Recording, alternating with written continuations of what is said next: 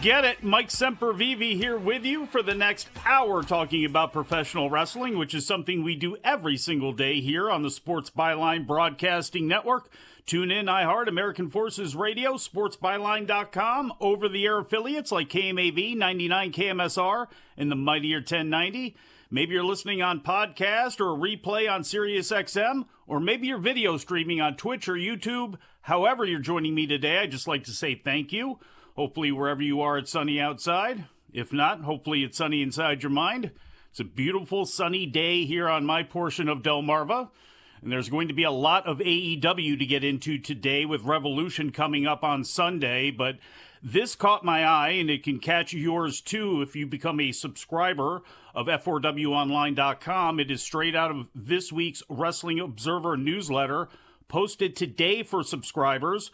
If you recall yesterday's show, we mentioned that Elio Del Vikingo has undergone surgery for a torn meniscus and ruptured ligament in his right knee after he came down bad on it during a match on February 17th. The status of his AAA Mega Championship has still not been determined, but that's not the most surprising AAA news of the week. Dave Meltzer also reported that Aries, Latigo, and Toxin all quit AAA in frustration this past Wednesday. Quote, they left because they had hoped Conan could get them booked with a U.S. promotion and weren't able to, and weren't being booked on AAA television since they are focusing on names from the past as long as that draws. Dave adds it's not a huge blow to AAA because they weren't being featured anyway and they left on good terms. Conan, who's the booker for AAA, says there just was not any American interest for them. They are trying to work in the States because, well, the money's in the States. So score another one for the economy being the draw, and that's not a surprise when it comes to Mexican wrestlers, but it's also becoming more prevalent when it comes from workers from elsewhere, including Kazuchika Okada, and we have an update on him that I will give you after the break. Plus, WWE SmackDown is tonight. We'll let you know what they have planned. Plus, AEW's got 2 television shows that'll take place, and we'll provide information on those for you without spoilers. And I'll let you know where Filthy Tom Lawler is, too, right now. Wrestling Observer Live.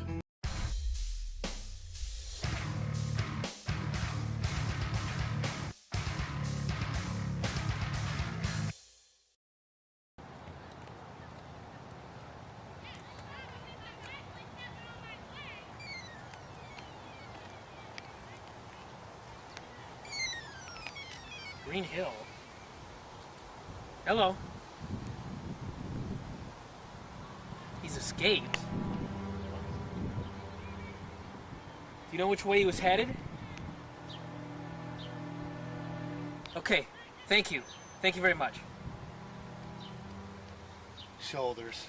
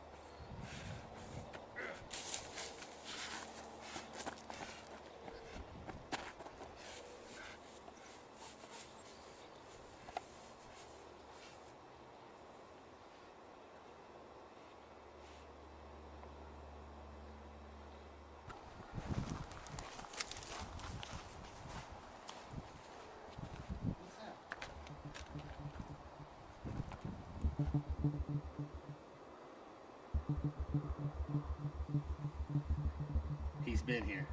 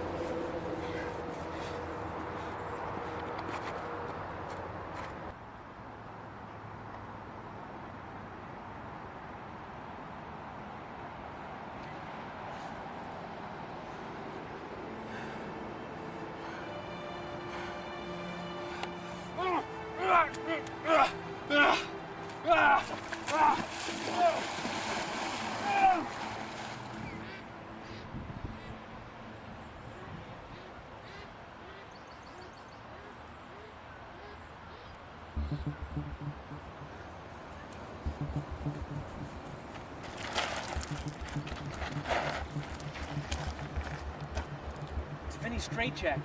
You're getting close.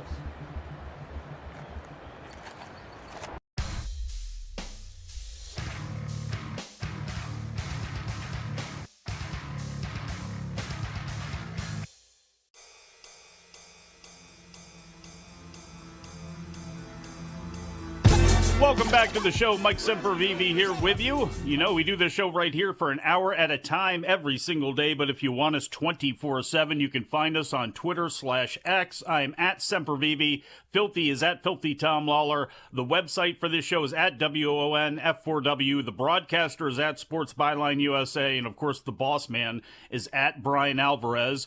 Jim Valley is at Jim Valley. He's here with you live on Saturdays, 1 p.m. Eastern Time, 10 a.m. Pacific. And Andrew Zarian is at Andrew Zarian. He's here with you on Sundays starting at 6 p.m. Eastern Time. I'd also love it if you made the wrestling news part of your day. Everything you need to know to get your day started, get you up to date, or get you to your favorite long-form review pod like Wrestling Observer Radio. There should be a new one of those up at some point tonight with Dave and Garrett Gonzalez. Each episode of the Wrestling News is between 5 and 15 minutes long every single day of the year and is usually posted around 9 a.m. Eastern Time. No clickbait, no speculation or rumors, just the wrestling news. Find it wherever you find your favorite podcast or head on over to thewrestlingnews.com and at Wrestling News AV on Facebook and Twitter. Was going to start with AEW, but it might as well get WWE out of the way here because there is a lot of AEW to get into with their two television shows that are coming up, as well as the pay-per-view on Sunday, Sting's last match. SmackDown, though, is tonight from the Desert Diamond Arena in Glendale, Arizona. And as hockey fans know, Glendale, Arizona, not Phoenix, Arizona. Not Phoenix, it's Glendale. And Phoenix fans will not go out to Glendale. And that's why the Coyotes are in the position that they're in. But that's a story for another podcast. Coming up tonight on SmackDown in front of 12,000 people. That's how many tickets have been sold for this show, which is pretty much everything they put on sale. There's a handful of those left. There's a handful of tickets for Revolution left on Sunday, too. And when I mean a handful, I think WrestleTix for one of the two had like 4 listed. So those are going to be gone by the time both of these shows take place. A street fight between Carlito, almost said Carlos Colon. That would be something. A street fight between Carlito and Santos Escobar in a non-title match for the Kabuki Warriors against Bailey and Dakota Kai. But the big headliners on the show tonight are, of course, The Rock, Cody Rhodes, and Seth Rollins, who has been reported to be at the show. Also being reported today by PW Insider is Jade Cargill, so you can add her into the mix for tonight. Earlier today, I just saw this before we went on the air, up on the front page of the site, and I'm not sure if it was Ethan Renner or Joseph Courier or Josh Nason or Brian Rose or any number of the great people who post things up on the front page of the site, but somebody took the bullet and they watched the 21-minute promo that The Rock cut on social media on Cody Rhodes and Seth Rollins and the show coming up tonight. This comes from the front page of F4WOnline.com. The promo filled in some of the storyline gaps surrounding the WrestleMania 40. I mean, if you're going to do a promo that's about as long as a television show for wrestling used to be back in the day anyway, you might as well go ahead and do some storyline work here. The Rock claimed that after Rhodes won the Royal Rumble, he placed a phone call to Rhodes and told him that he had an opportunity to bring the pro wrestling business to new heights by letting The Rock versus Roman Reigns headline WrestleMania. The Rock said that this would be the biggest match of all time and that Rhodes could always finish his story later. Rock said that Rhodes agreed with him. He didn't like it, but he agreed that it would be the best thing for business. But then Rhodes went ahead and changed his mind at the WrestleMania press conference, and he didn't like how Rhodes did it with no warning and talking trash about The Rock's family. The Rock also addressed Seth Rollins in the promo and said that as a member of the TKO board of directors, he can make Rollins' World Heavyweight Championship go to somebody else. As DJ Convoy would write in the chat, extra H's and some exclamation points on there. We don't need any more. Please, we don't need this. I don't want to see this with the Young Bucks in AEW. I don't need any the man versus the wrestler things. Can the wrestlers just wrestle for the titles, please? I know that's not going to happen, but boy, would that be nice. But in any event, what this all comes down to is it's another signal that we are going to get Cody Rhodes and Seth Rollins against The Rock and Roman Reigns on night one of WrestleMania, and likely both championship matches taking place on night two. Now, how could The Rock, as the board of directors dude for TKO, how could he screw with Seth Rollins? Well, I guess he could make a business decision and say, hey, look, Cody Rhodes, your partner coming up. You know, look, this guy, he and Roman Reigns, they're already headlining night two. We need a title match. This is best for business. We need a title match for night one. And that could add to Seth Rollins being against the, having a gun held to his head, leading into facing off against Drew McIntyre, which would, again, help Drew McIntyre maybe and give something to poke against Drew McIntyre about, well, The Rock had to gift you, a match on night one after I had already wrestled him in the opener. And that's the other thing. Say you don't do that. Say you have both title matches on night two and you do have this tag match. Do you close WrestleMania with it? I would figure that you do. But could you open with it as well? You could.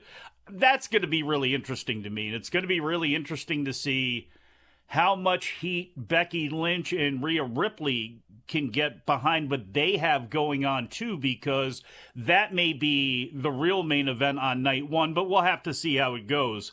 One thing is for sure, a lot of people are going to watch tonight's SmackDown. 2 weeks ago, 2.555 million people watched it, and it was the number one show on all of broadcast television for the first time in history. That number was actually down a little bit from the week before that. This past week, it was number 5 on cable at 2.272 million, so figure around 2.4 million tonight. Could it be much higher than that with The Rock and Cody Rhodes and Seth Rollins, all, at least the first two being announced, and then the specter of Seth Rollins possibly coming in? It might be the number one show again for this week when it comes to broadcast television. Not a clue of what else was taking place on broadcast television this week, though. I know Vanderpump Rules came back, and I think it's on a Wednesday night, and that can't be good for Dynamite. It can't be good for anything else on cable, since that's probably going to rule the roost here, at least until the season runs out. WWE is also running 2 house shows this weekend under their Road to WrestleMania banner. Saturday, they're going to be in Bakersfield, California at Mechanics Bank Arena, and then on Sunday at the Acrisure Center in Palm Beach, Florida. So there you go. An update on a possible somebody that WWE fans, who are also fans of Japanese wrestling, would hope would end up there. Kazuchika Okada, well, Fightful Select is reporting that former 7-time IWGP heavyweight champion Kazuchika Okada is officially headed for All Elite Wrestling. Okada is reportedly expected to debut on the next edition of AEW Dynamite on March 6th in Duluth, Georgia, about an hour north of Atlanta. His contract with New Japan officially ran out at the end of January, but he stayed working for the company through last Saturday's New Beginning in Sapporo event. He was with New Japan for nearly 17 years. A long run for Kazuchika Okada, and he is still, by wrestling terms, I don't know about his physical condition, but certainly when it comes to his age, still a relatively young guy. Certainly doesn't look like he's lost anything. He's changed his style a little bit in the ring. Really was a hell of a heel last year for New Japan, and a hell of a heel for all of Japanese wrestling. Him and Keno and Kento Miyahara, they were all fantastic in their roles as being crustier veterans last year over in Japan. We'll see what happens here in the States. Tony Khan did tease during the press conference yesterday that something big was going to happen on March 6th. So there you go. Week after that, Sasha Banks is scheduled to debut. Got a lot more to get into. We'll be back. Wrestling Observer Live.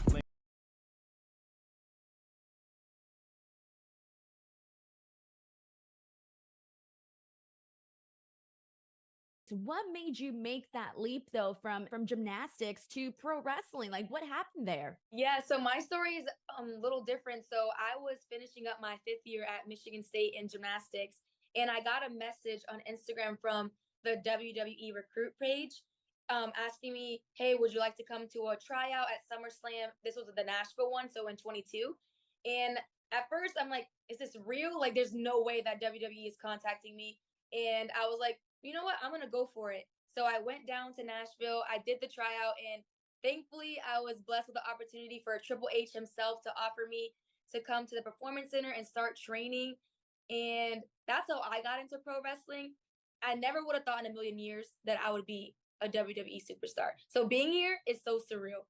How has that training been like for you from going from gymnast to pro wrestling? Yeah. So I will say it's very, very different. It's foreign to me, but then again, the physicality of it helps me a lot because I'm able to catch onto the small details easier, I would say, just because in gymnastics, everything is based on perfection.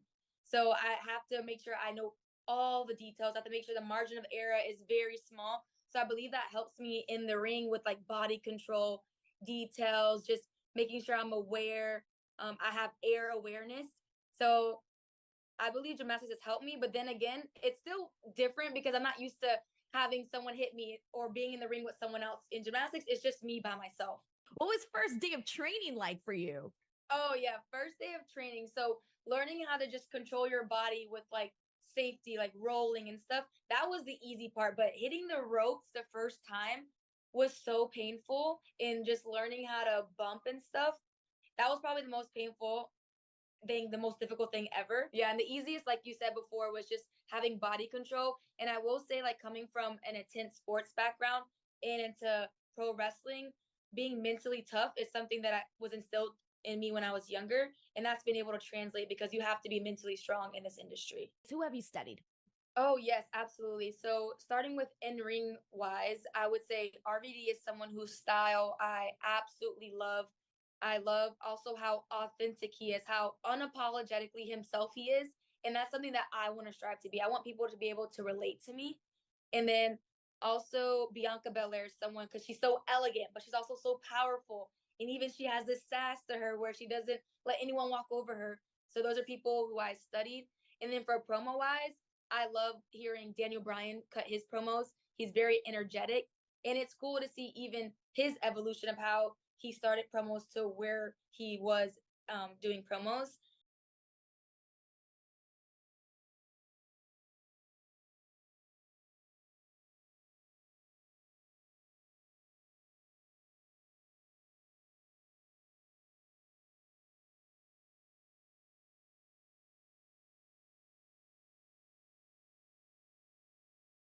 Mike Sempervive, no filthy Tom Lawler, no Bryan Alvarez, just me here on Wrestling Observer Live. Ended that last segment talking about Kazuchika Okada. If Okada does end up on March 6th in AEW, I don't think in his time there he will be wrestling Miro anytime soon. Miro's injured. And today he was wondering why Tony Khan was not aware of that. And we talked about the Meat Madness match and how much I hated it for both Wardlow and for Hobbs, which sounds like a buddy cop TV show right after Rizzoli and Isles. You got Wardlow and Hobbs. Terrible joke. Doesn't matter. That was a terrible joke of a match. I'm not sure how this scramble's going to be, but I do like the scramble idea, I guess, a little bit more than the Meat Madness match for Wardlow and for Hobbs, who are both in there. Miro is not in there. Why is Miro not in there? Well, because he's hurt, just like Keith Lee was, and that's why the match didn't end up taking place. Today on Twitter, Miro wrote, quote, "I've been injured since September and I got medical attention in January. Sorry he wasn't aware of that." End quote. Miro's last match for AEW came on December 30th, 2023 at World's End when he beat Andrade El Idolo, another model AEW employee, in his last match for the company. Miro also wrestled one match each in September, October, and November, so I don't know exactly when he was hurt. And I will just say that, remember all that stuff Bryan said yesterday that some of you got upset over when it came to AEW and us talking about it? Well, here you go. Not a whole lot of good that comes from this optically, on either side of the ledger, I don't believe. In other things that probably look bad in written form, if nothing else, QT Marshall appeared on a Bill Apter podcast and talked about his return to AEW, and this reminded me of the Young Bucks. And who did they talk to? Sports Illustrated or whatever it was, when it's just like, yeah, we're going to get paid a whole lot of money and not work all that often, and hey, it's good to be back as EVPs and all that sort of stuff. Well, Marshall talked about his flirtation with talking to WWE and said, quote, "Tony and I have spoken numerous times about this. I'm not going to go to WWE just to be a producer. I can do that at AEW, where I could work one day a week and I'm number whatever in the company in the top 10. Whereas if I go to WWE, I start at the bottom, I make less money, I'm on the road more. The only perk is that I get to be with my friend Cody. You know what I mean?" He also went on to say that it was a dream of his to work for WWE.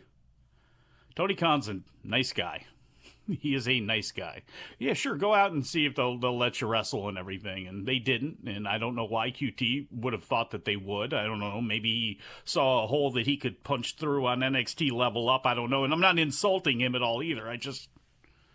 They just brought back Ty Dillinger, a.k.a. Sean Spears. I don't know if they're going to have the spot for you, QT, and obviously they didn't, and he thought it was a better move to go back to AEW, but it's to me how this kind of comes across, where it's like, I mean, I get it. I get that one of the perks of working at AEW is it is a much less demanding schedule. You get to spend a whole lot more time with your family. You get a chance to heal up. You get a chance to do other things. It feels as though it just is like, keeps getting like, it's like ground back in his face of, yeah, and I don't know how it comes across. It has stopped coming across as it being like a great benefit, and it's almost come across as almost, I don't know, it just seems to be like, yeah, I can work one day a week, get paid a whole lot of money, that's why I'm here. I don't know, it just comes across poorly. And again, I have not heard this, I'm only going off of the transcript from it, so it may not be that bad. But at least when it's put on paper, especially coming after the Miro thing or before it or wherever, certainly next to it, it just doesn't look very good. But AEW Rampage tonight, taped last Saturday night after Collision at the Great Southern Bank Arena in Springfield, Missouri. No spoilers for either this or Collision, which was also taped this past Wednesday night. But on Rampage, Claudio against Rugido. Six-man tag team match, Lance Archer and the Righteous against Anaya, Luke Langley, and Vaught. Riho against Trish Adora in an all-star 8-man scramble qualifying match, Magnus against Matt Sydal. This is Magnus from CMLL. If you missed this past Wednesday's, I believe it was Thursday morning's Wrestling Observer Radio, for a moment there, Big Boss Man Bryan Alvarez had a flashback to old TNA and the old Team International, Team UK, and Brutus Magnus, and he was wondering why Nick Aldis was going to be showing up in a scramble match for AEW. No, it is actually the Mexican Magnus that is the person in question. AEW Collision, as I mentioned, taped this past Wednesday after Dynamite at the Probst Arena in Huntsville, Alabama. It's going to be the Von Braun Civic Center to me. I mean, that's what it's always going to be. If there's a show in Huntsville, doesn't matter where it is, it's the Von Braun Civic Center. All-Star 8-man scramble 3-way qualifying match. Penta against Brian Keith against Dante Martin. 6-man tag team match. Anthony Bowens, Austin Gunn, and Max Caster against the Dark Order's Alex Reynolds, Evil Uno, and John Silver. 8-man tag team match. Brian Cage, Roderick Strong, Christian Cage, and Killswitch. With, assumingly, Matt Taven, Mike Bennett, Nick Wayne, Prince Nana, and Shayna Wayne all at ringside against Orange Cassidy, Trent Beretta, Daniel Garcia, and Hook. Christopher Daniels and Matt Seidel against Private Party, Thunder Rosa against Cassandra Golden, and Mariah May against Angelica Risk. That brings us to AEW Revolution on Sunday. Actually, you know what? Before we even get into AEW Revolution, I'll save that for the last long segment of the show. I'll let you know right now where Filthy Tom Lawler is. He's in New York City. MLW Intimidation Games was held last night at the Melrose Ballroom in Queens. Aired on Triller TV. MSL's World Titan Federation team of Filthy Tom Lawler and Davey Boy Smith, Jr., that is. Again, would be an amazing feat if Filthy Tom teamed with the elder Davey Boy Smith. They together won the MLW World Tag Team title, knocking off the Second Gear Crew, one called Manders, Matthew Justice. I'm not going to say that it was what you would expect, because God knows with those four guys what you could be thinking right now as far as a match goes, but very, very hard-hitting. WTF got the heat on Manders for most of the match, cutting off the ring as he tried to tag Justice, who eventually did, obviously, because, you know, they're the baby faces and all. They ended up getting that tag. But there was at one point towards the end of the match where, you know, maybe it's too much time spent in Japan. Filthy went full House of Torture, and he dragged the ref by the legs and apparently pulled him out of the ring so hard that the ref actually took a bump where his head hit back against the guardrail. That happened after Manders and Justice hit the big deal, the spear lariat combination on Davey Boy. The ref went over to count the pin, but he didn't really go near the guys. He was way over by the ropes, and that's why Filthy was able to grab him like that. You know what? The referee probably deserved it for being so far out of position. How can you see the shoulders if you're that far over where Filthy Tom on the floor can pull your sorry butt out of the ring? He got what he deserved right there. Second Gear Crew, at that point, went out to get a table, which the fans chanted for because that's what fans do. You know what? You want to complain about what fans, you know, booing Maxine and all that sort of stuff? How about taking fans to task for chanting for tables, okay? That's one thing you could do. There's plenty of things. Saying what? Chanting that? That's another thing you could do. One guy possibly, maybe booing Maxine. I guess it was. Who cares? Anyway. Second Gear Crew went out, got that table, set it up in the ring. Manders then lifted Tom on top of his shoulders, and Justice jumped off the top rope, delivered a tornado DDT to Tom through the table. Looked like it was no fun to take, but since Filthy is a god of war, he kicked out at 2. Sure, he thought about kicking out at 1, but he just didn't want to embarrass the man. MSL then interfered.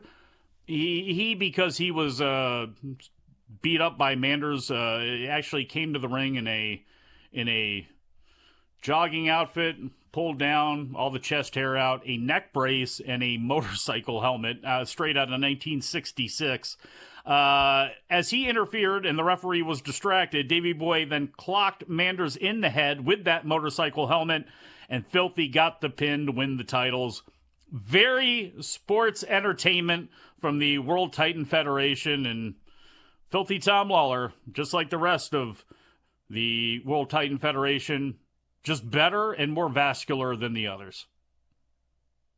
You know what the fans were also chanting at Tom, too? And this apparently was in a clip or a pre-tape that they did. Something in the bathroom, I guess, because as Tom came out, the fans were chanting, "Wash your hands."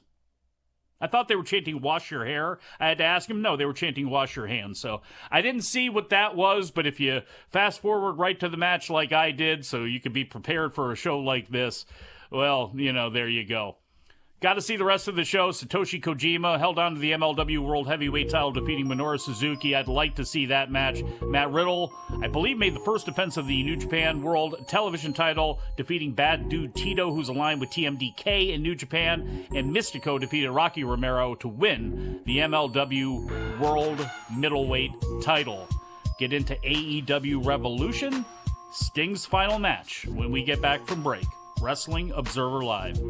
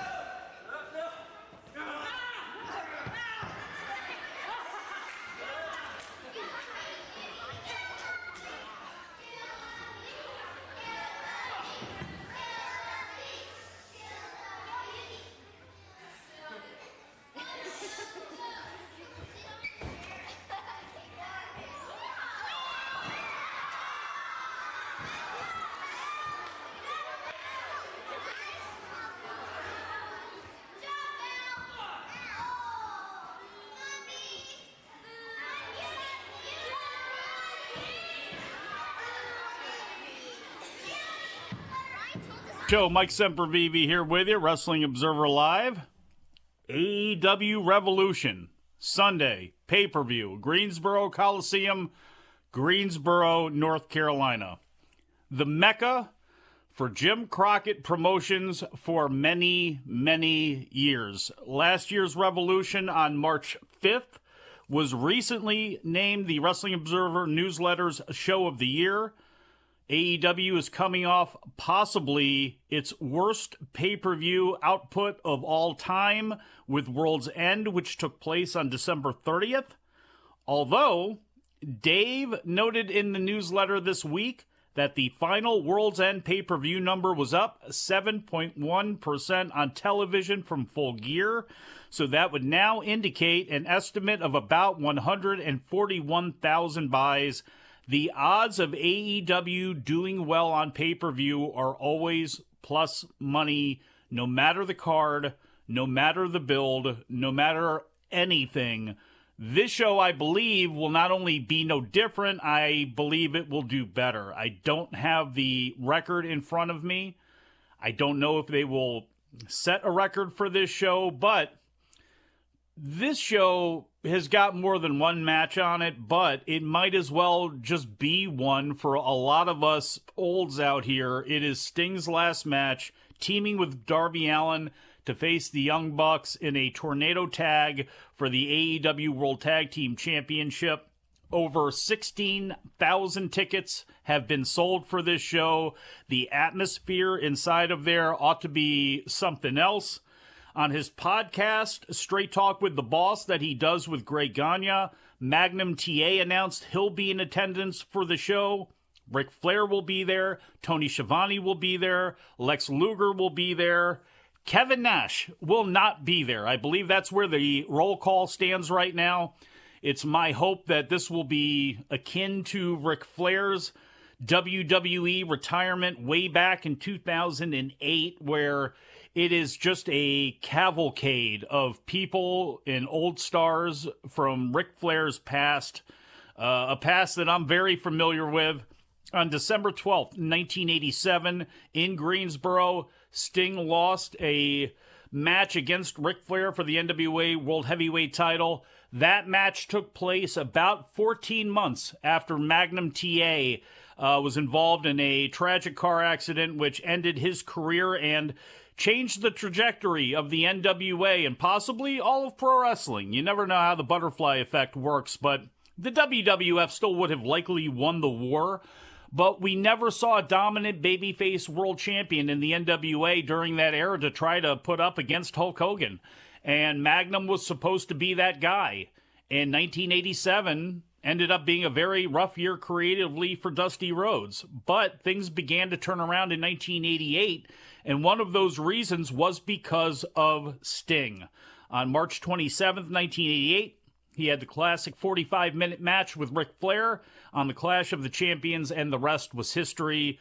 One of the most iconic wrestlers in the history of WCW. In fact, the most iconic wrestler in the history of WCW, bar none. There is nobody else. Whether you look at that era from 1988, late 88, early 89, after the Jim Crockett sold to Turner, or if you look at it from the actual renaming of the company from WCW in 1991, no matter how you cut it, no matter who you include, whether it's Ric Flair or Hulk Hogan or the NWO or anybody else, Sting is the person most associated with WCW, which for a long time worked against him when it came to his legacy.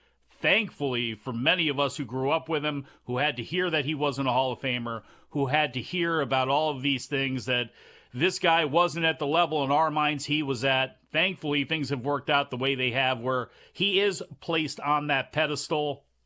So many great memories for me from throughout Sting's career. One of my very first ones with him, probably the first one with him that really matters, was the Russian flag burial angle of Bill Watts by Eddie Gilbert in the UWF, where Gilbert and the Koloffs and Korsita Korchenko beat up Bill Watts and then laid him out. After laying him out, placed the Russian flag, draped it over his prone body, got a lot of heat for that. That was in 1986. Sting and the future Ultimate Warrior, as the Blade Runners were out on standby as the lookouts on the floor, fighting with Steve Williams and Ted DiBiase and Hacksaw Duggan when they tried to come down and save Watts. From there, the team of Sting and Rick Steiner with Eddie Gilbert and Missy Hyatt was great. And I have said it a zillion times. In 1989, when it was kind of a loose association with Eddie Gilbert, the Steiners, Missy, and Sting, that was one of my favorite groups ever, even though it was not like an official one in 1989. That was a hell of a team in the NWA. Sting and Flair, as I mentioned, at the Clash of Champions. The 1989 feud with Sting and the Great Muta was incredible, you know, there to complement Ric Flair and Terry Funk. Incredible stuff. Sting against the Dangerous Alliance.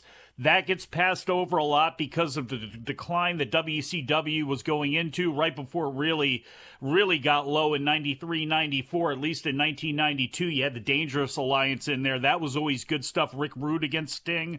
One of Vader's best opponents, Sting. You cannot say that Sting wouldn't get in there. We see him fly around now and sacrifice his body in his 60s. That dude would be in there thumping and bumping with the best of them and never would stand down. You never heard about him complaining about somebody hitting him too hard or any of that sort of stuff.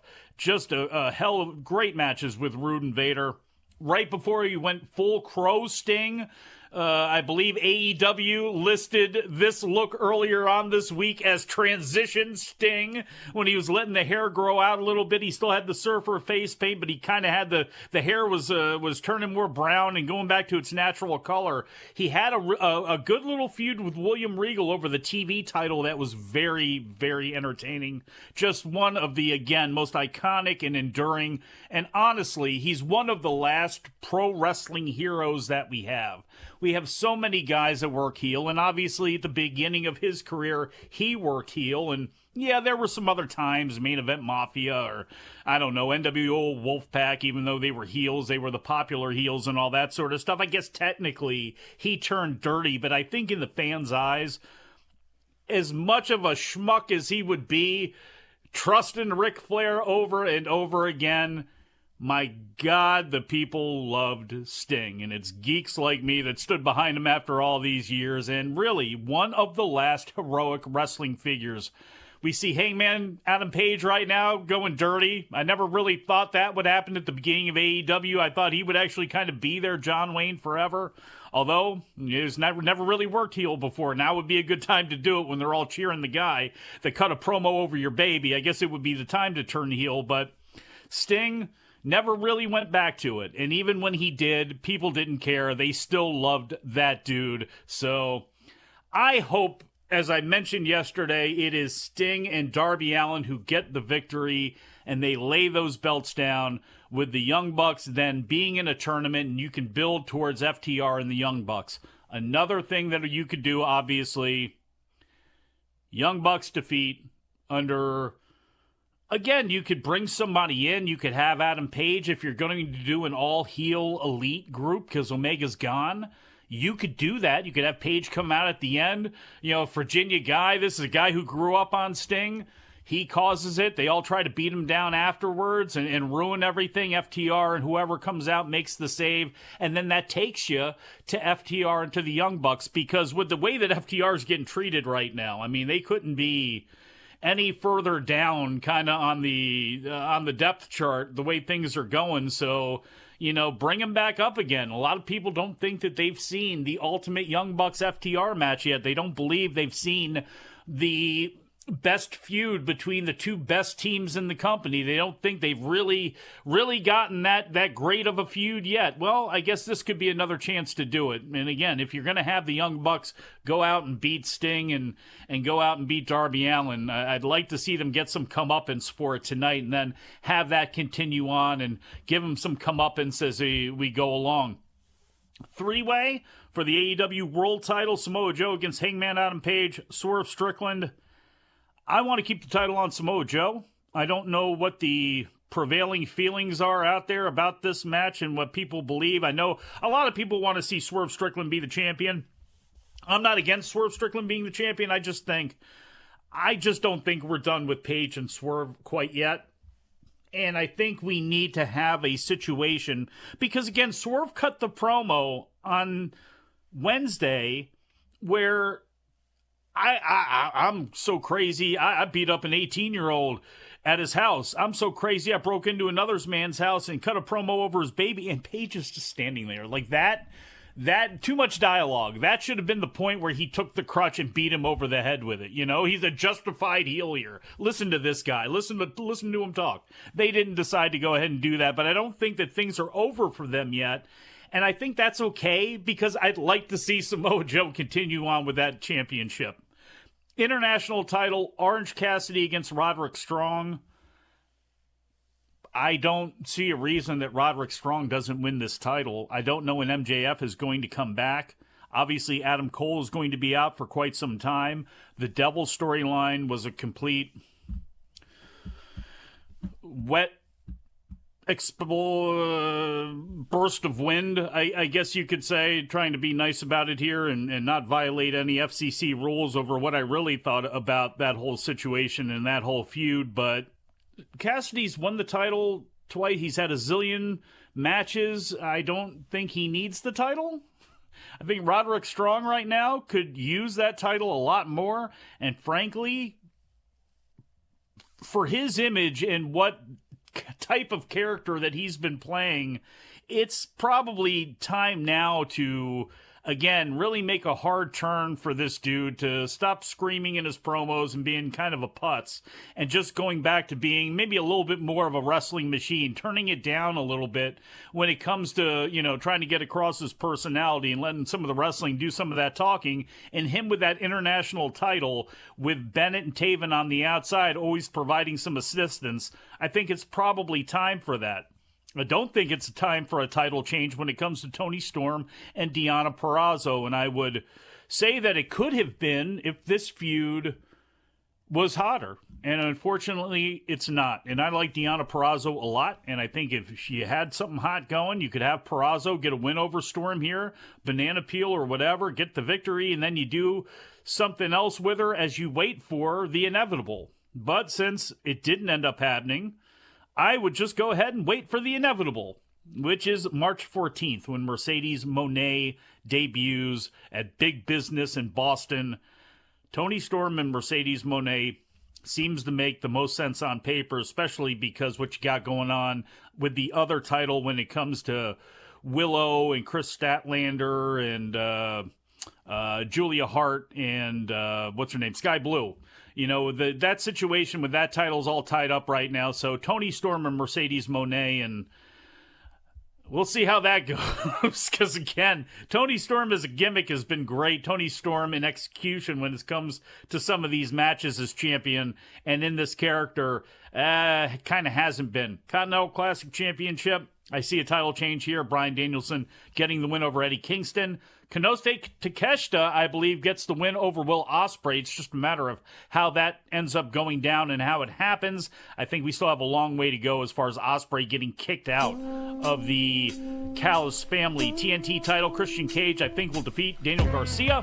And I believe the FTR, I believe FTR is going to defeat Claudio and Jon Moxley. And I believe that Wardlow will walk out of the 8-man All-Star Scramble match as the victor.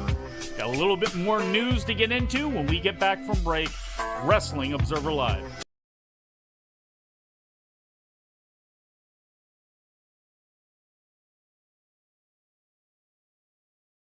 But here's the thing. Afterwards, we had this big momentous moment where you were confronted by none other than Nick Nemeth, who was making his TNA wrestling debut.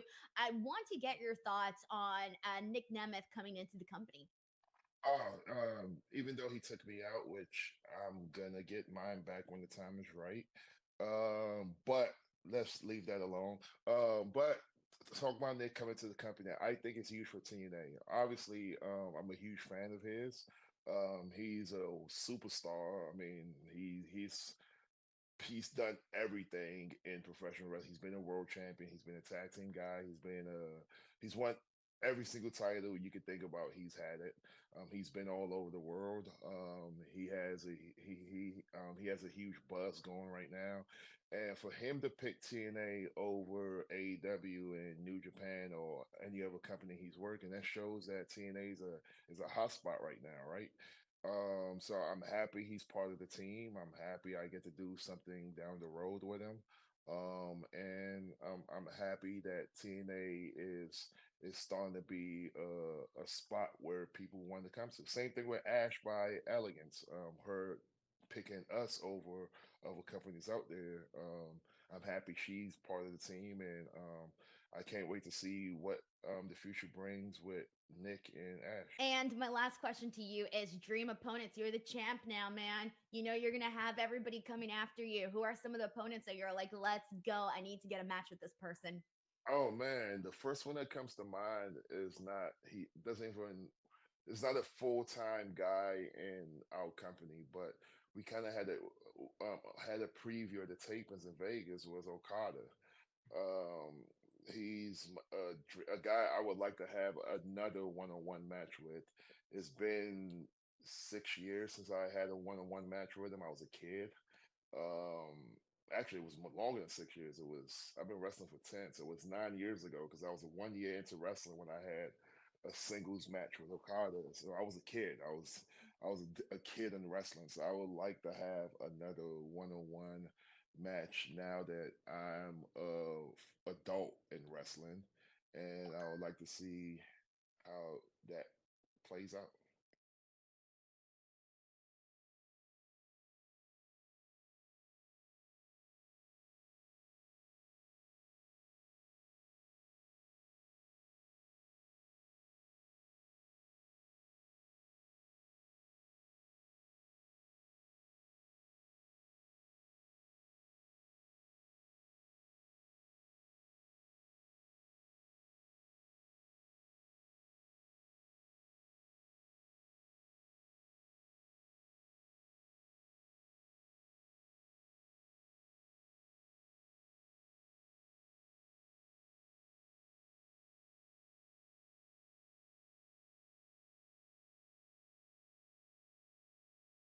Show Mike Sempervive here with you to put a bow on this thing. I think we got through all of the major news today.